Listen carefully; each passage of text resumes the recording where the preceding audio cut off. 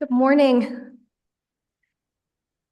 The last few times I've been here, I have invited us into shared conversation at the end of my sermon. And I understand that it is Super Sunday today, and you also have chalice circles. And so you're going to have lots of opportunity to converse. So for the sake of time for everyone, I'm just going to share my story today. I struggled with how to tell this. I found that when I went to Rome, something cracked for me that was very emotional. The church that has shaped me, the church that I have loved, has done so much harm. Many Catholics have placed great hope in Pope Francis's Synod on Synodality. Some have hoped that it might help break cycles of violence born of structural inequality and yield a healthier future. That would be the ideal. Others hope it will bring the church into greater conformity, a stronger future. The 3-year process, which is coming to its conclusion today in Rome, is rooted in that holy ideal of sacred listening, of bearing witness to truths, needs, and hopes of diverse peoples. The process began in 2021 with parishes and volunteers hosting listening sessions all over the world.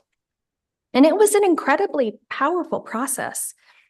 People of all genders, clergy and lay alike, spoke of ways that we have been spiritually nourished through Catholicism, and also how we have been harmed.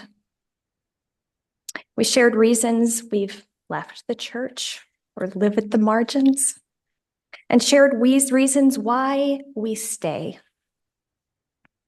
Catholics also shared our hopes for what a Catholic church of the future could be.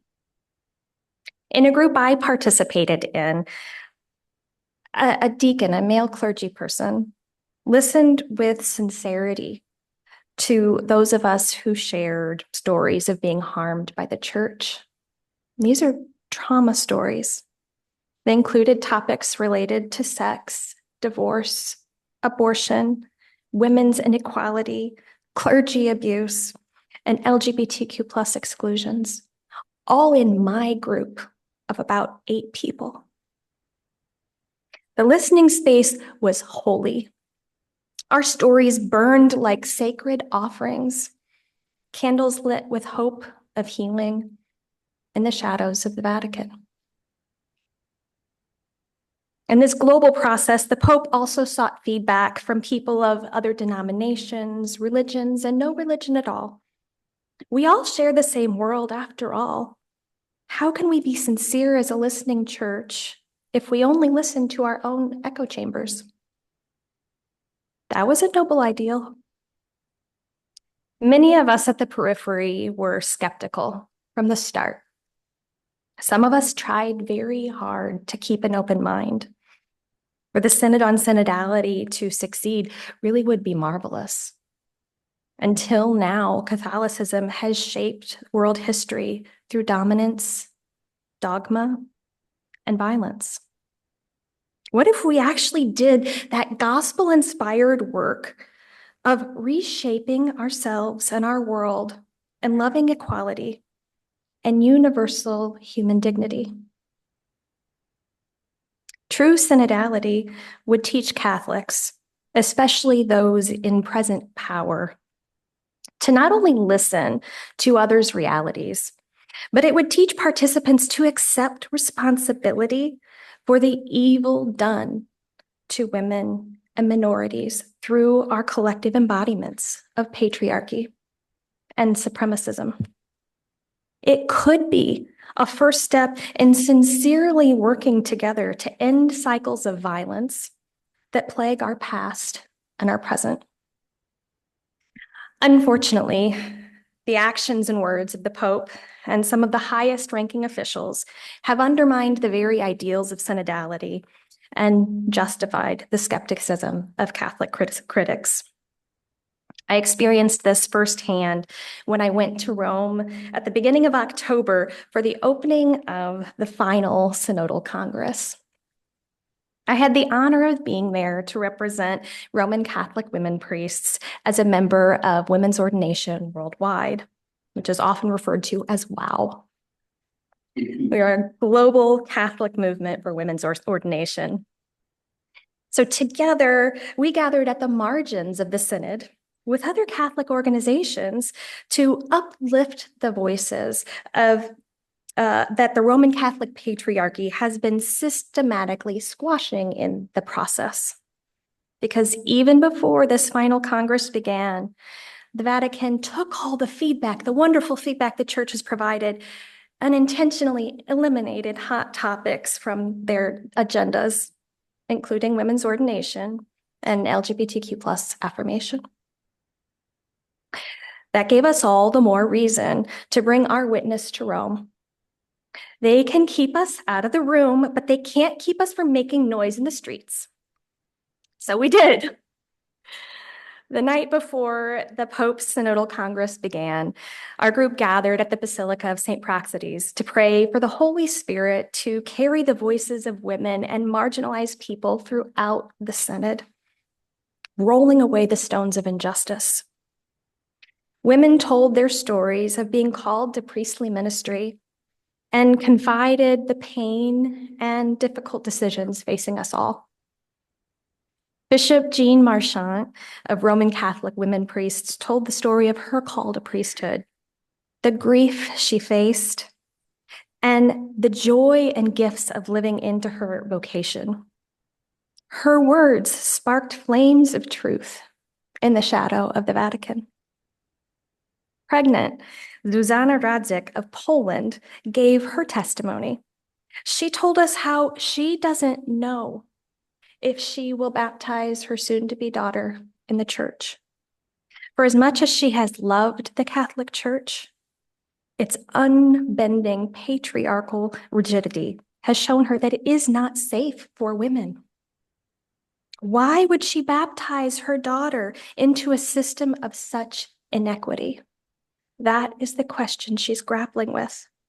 And her words sparked flames of integrity in the shadow of the Vatican.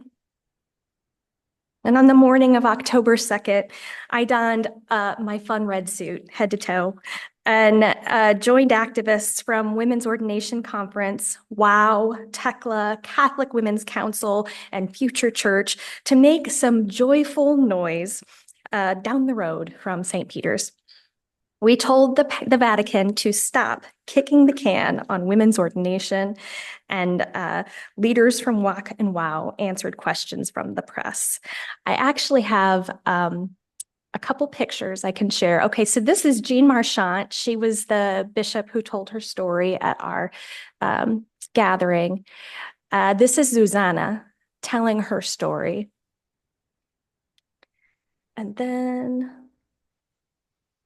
here is us with our Campbell's soup themed "Don't Kick the Can" protest outside of St. Peter's. At this moment, this is where I started having a new to me experience. I was with a group of faithful Catholics who had been advocating for equality and justice in Rome and at the margins of the church for decades. I'm a newbie on the scene compared to so many people who have been giving their energy to these important issues for so long.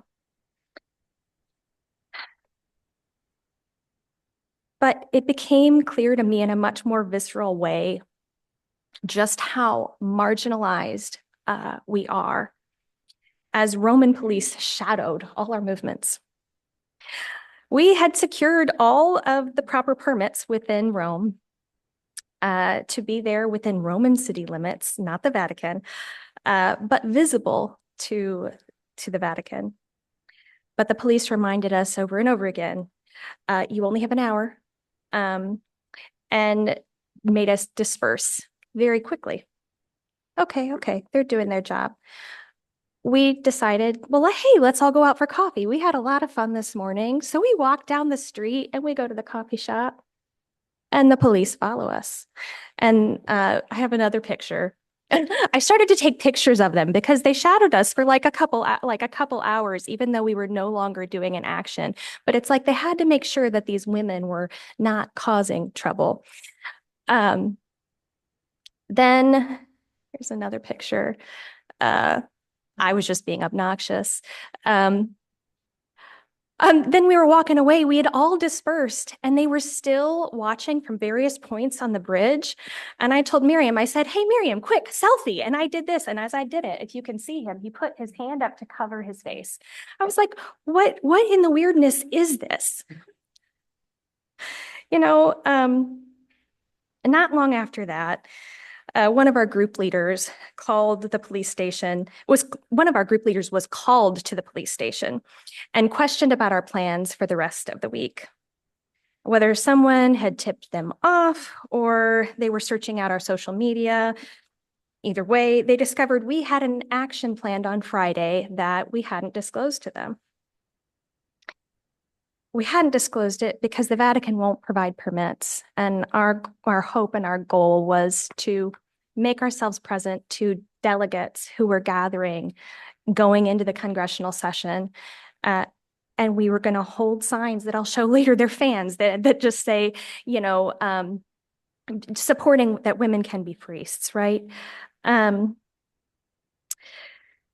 the police used intimidation tactics. They questioned our leader about the other Catholic groups present in Rome and demanded details about our intentions on Friday. So after keeping her at the station for hours, they told her she'd have to come back the next day. All in all, it took her 3 visits to the police station over 3 days to finally secure a permit for us to march through the streets of Rome away from the Vatican. More on that later. It's all curious because Vatican City is its own country, policed by the Swiss Guard. Because it's in the middle of Rome, the Swiss Guard coordinates with Roman police to keep peace. Vatican City won't allow demonstrations within its walls. Like I said, it doesn't issue permits, and no message contrary to official doctrine is allowed. And these rules are just enforced by policing. To illustrate, I got another picture here. Some of my friends, let me go back.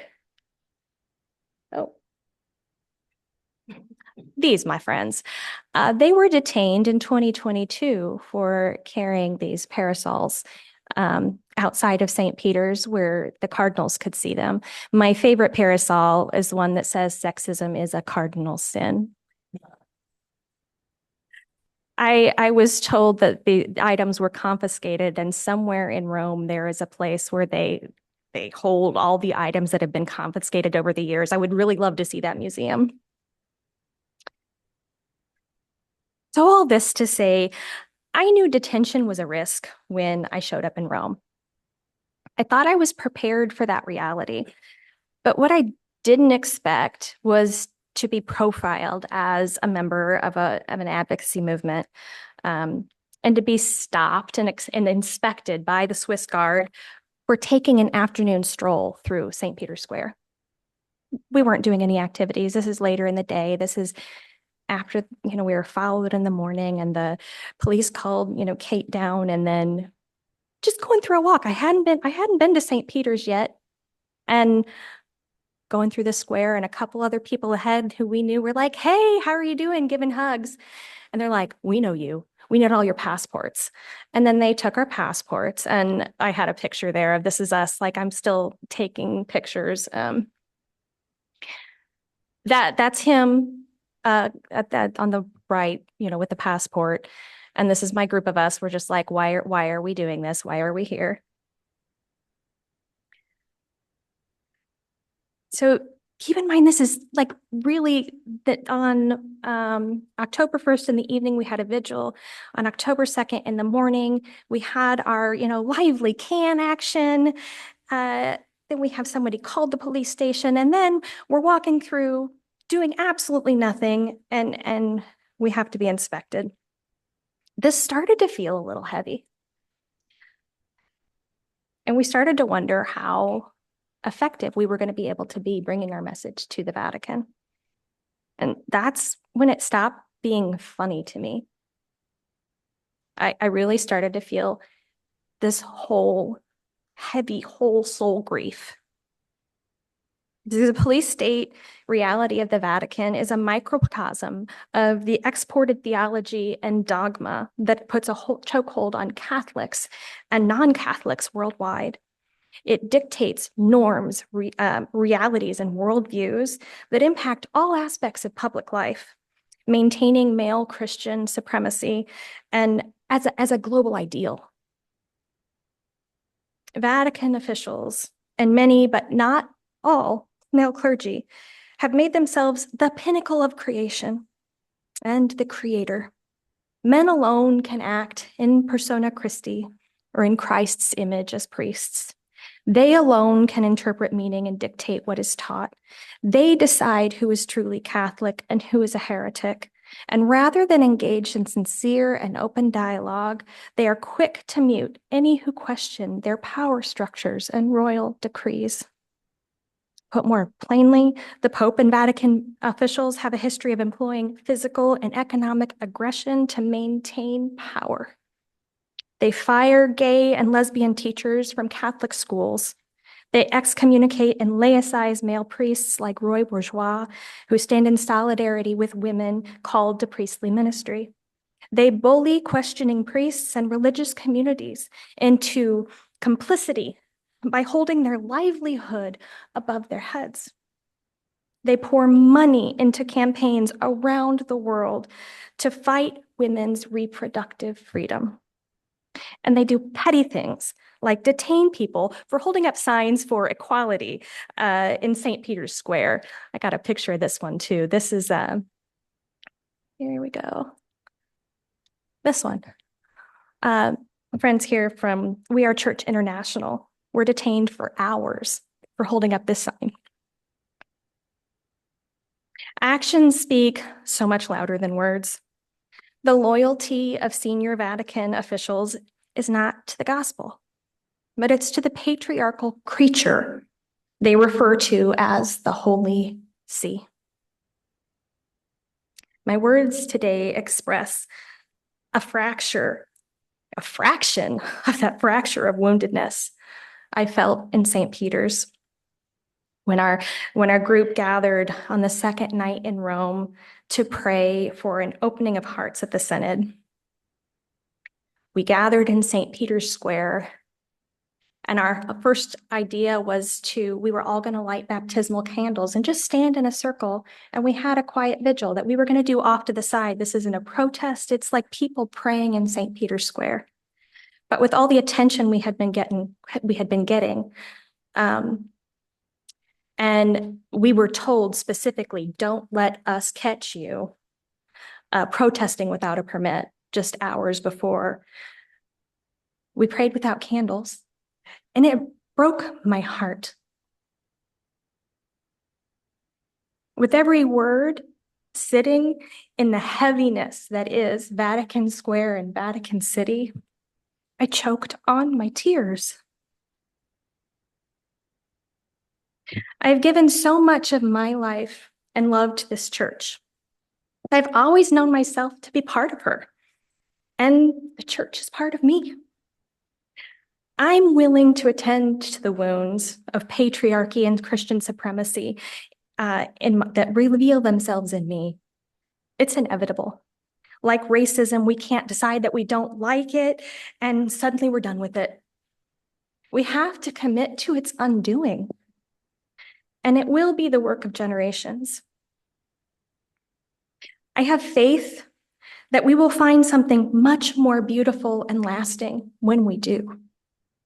And my prayer is that someday the Pope will have such courage and vision too. For now, he has gone on record calling advocates like me obtuse agitators who are just trying to make women masculine. He dismisses women's ordination as a pet agenda and insists that the dignity of women rests in our femininity, and that to masculinize the church, to masculinize women, is not human. It's not Christian, end quote. For the record, and for girls and women everywhere, our dignity is not in the swish of our skirt, in our deference to men, our willing motherhood, or our undying servitude to people and structures that disrespect us.